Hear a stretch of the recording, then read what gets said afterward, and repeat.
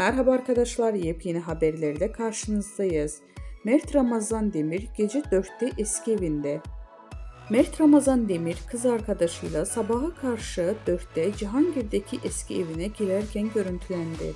Cihangir'de oturan Mert Ramazan Demir geçen yıl sevgilisi Afra Saraçoğlu ile birlikte Ulus'taki bir eve taşınmıştı.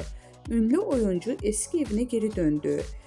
Mert Ramazan Demir geçtiğimiz çarşamba gecesi saat 4'te Cihangir'deki evine girerken görüntülendi. Üstelik yalnız değildi. Çarşamba akşamı Cihangir'de giren Mert Ramazan Demir mekandan sabaha karşı genç bir kadınla ayrıldı. İkili Demir'in eski evine yürürken objektiflere yansıdı. Apartmanın kapısının arkadaşı anahtarla açarken oyuncu muhabirlerin sorularına cevap verdi.